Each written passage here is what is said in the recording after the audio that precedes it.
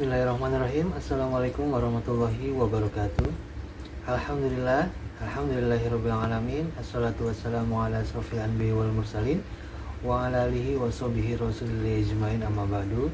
Yang Bapak hormati anak-anak kelas 6, bagaimana kabarnya hari ini? Mudah-mudahan kita semua selalu dalam keadaan sehat walafiat, amin ya rabbal alamin. Dan Bapak selalu mengingatkan kepada kalian semua dan tidak bosan-bosannya agar tetap selalu menjaga protokol kesehatan. Dan juga ingat, sarapan pagi itu sangat penting sekali ya. Yang penting adalah ketika kita sudah sarapan pagi, bahwa nanti akan konsentrasi kita akan meningkat. Baik, untuk sebelum kita lanjut kepada pembelajaran, mari sama-sama kita awali pertemuan kita pada hari ini dengan melafazkan basmalah. Bismillahirrahmanirrahim.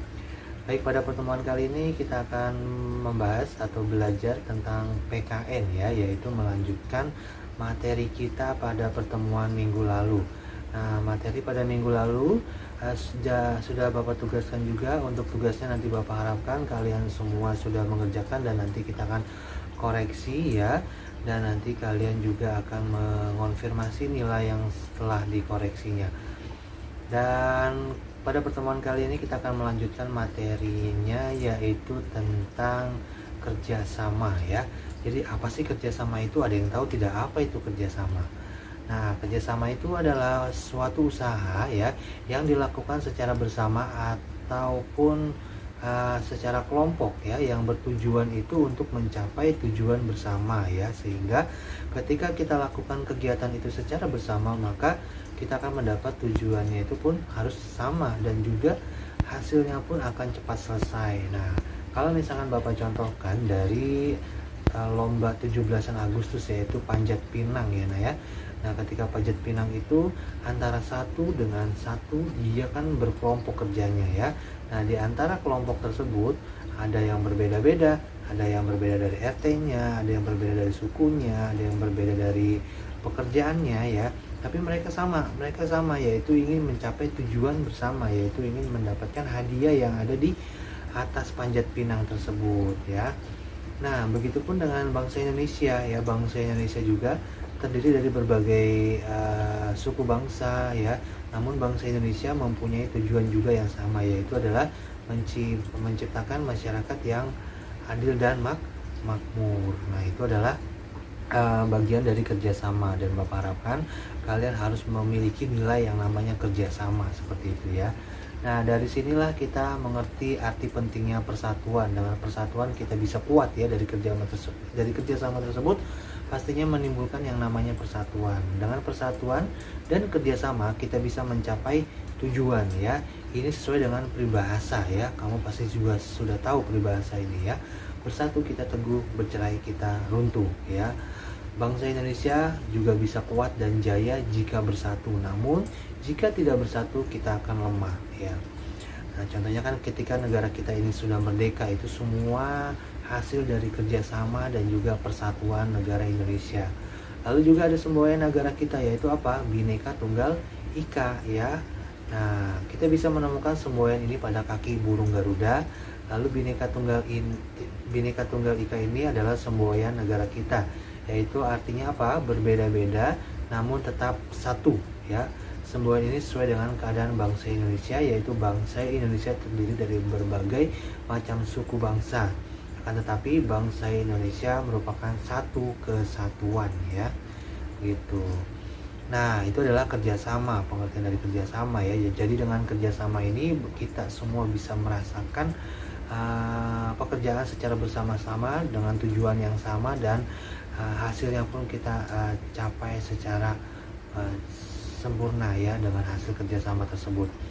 Baik, adapun kerjasama dalam kemerdekaan ya. Jadi perjuangan mempertahankan kemerdekaan Indonesia tidak hanya dilakukan melalui perjuangan secara fisik, tapi juga melalui perjuangan secara diplomasi ya. Jadi apa sih itu diplomasi? Nah, diplomasi itu adalah urusan penyelenggaraan yang berhubungan resmi ya antara satu negara dengan negara lain, dan biasanya juga diartikan sebagai urusan kepentingan sebuah negara dengan perwakilan negara lain, atau melalui perundingan ya, seperti itu. Jadi dengan ada diplomasi antara kedua negara yang akan menghasilkan suatu keputusan. Nah, diantaranya kita akan kenal dari perundingan Linggarjati ya. Jadi kamu bisa lihat di buku kamu di MBP tema 2 subtema 2 ya, tentang kerjasama seperti itu. Jadi perundingan Linggarjati ini dilaksanakan pada 10 November 1946 di Linggarjati yang terletak di mana ayo, ada yang tahu tidak? Di sebelah selatan Cirebon ya. Jadi perundingan ini merupakan perundingan pertama antara pihak Indonesia dengan Belanda ya. Lalu juga delegasi Indonesia itu siapa yang memimpinnya? Yang atau mewakilinya adalah Sultan Syahrir ya. Sedangkan delegasi Belanda dipimpin oleh Profesor Schermerhorn ya. Nah, perjanjian Linggarjati ini dilaksanakan pada tanggal 25 Maret 1947. Hasil perundingan Linggarjati itu ditandatangani juga pada tanggal 25 Maret ya, seperti itu. Jadi itu adalah hasil dari diplomasi antara negara Indonesia dan juga Belanda.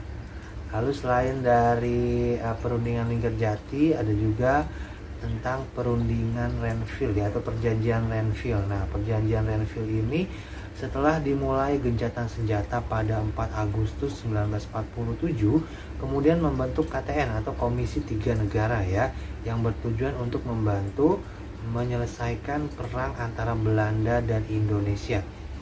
KTN terdiri atas siapa saja? Nah, ada di situ Australia ya yang dipilih oleh Indonesia. Berikutnya juga Belgia yang dipilih oleh Belanda, dan Amerika Serikat yang dipilih oleh Australia dan Belgia atau pihak netral ya. Jadi pihak netral itu dia tidak berpihak ke Indonesia maupun dia tidak berpihak ke Belanda ya. Jadi itu ada Australia dan Belgia. Lalu KTN ini ya dilaksanakan atau memprakarsai terjadinya perjanjian Renville. Nah, perjanjian Renville ini antara Indonesia dan Belanda dilaksanakan pada kapal Renville ya, milik Angkatan Laut Amerika Serikat. Dan juga dilaksanakan pada tanggal 8 Desember 1947 dan hasilnya itu ditandatangani pada tanggal 17 Januari 1948 ya. Jadi tadi ada perjanjian Linggarjati, ada juga perjanjian Renville, berikutnya juga ada perundingan Roem-Royen ya, Roem-Royen. Nah, perjanjian ini dilaksanakan pada 4 April ya 1949 antara Indonesia dengan Belanda yang dipertemukan lagi dalam meja perundingan oleh UNCI ya. Lalu perundingan tersebut disebut juga perundingan Roem-Royen yang dilaksanakan di Jakarta. Nah, kenapa dinamakan Roem-Royen? Yaitu karena dari perwakilan Indonesia yaitu Muhammad Roem dan delegasinya Belanda yang dipimpin oleh Dr. van Royen ya, sehingga dinamakan perundingan Roem-Royen. Selain itu juga ada konferensi meja bundar atau yang disebut dengan KMB, konferensi meja bundar. Nah ya, sebagai tindak lanjut perundingan Roem-Royen pada tanggal 23 Agustus 1949 sampai 2 November 1949 dilaksanakan konferensi meja bundar ya, di mana itu di Den Haag, Belanda. Nah, dalam perundingan ini delegasi Indonesia dipimpin oleh Dr. Muhammad Hatta dan delegasi Musyawarah Negara Federal yang dipimpin oleh Hamid II, dan Belanda dipimpin oleh Mr. Van Marseven ya, sementara UNSI dipimpin oleh Sidley ya. Itu adalah konferensi meja bundar. Itu diantaranya adalah kerjasama kemerdekaan, sehingga sampai sekarang kita bisa menghasilkan atau merasakan dari hasil kemerdekaan tersebut ya.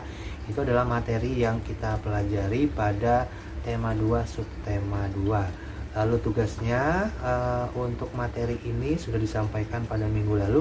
Nanti kita akan koreksi tugas yang pada tema 2 subtema 2 seperti itu ya.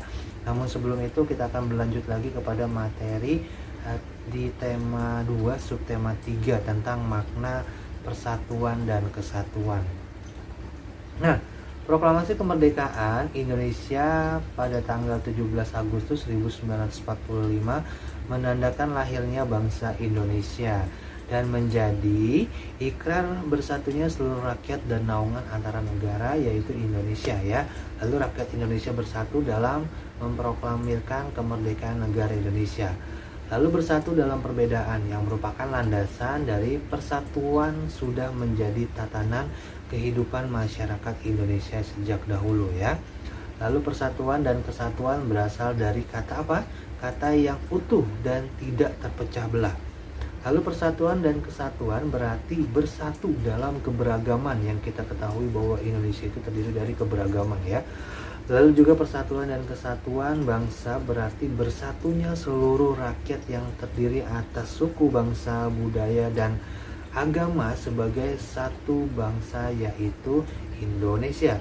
Lalu juga persatuan dan kesatuan bangsa Indonesia dilandasi oleh semboyan ya, Bhinneka Tunggal Ika, yang berarti berbeda-beda tetapi tetap satu jua.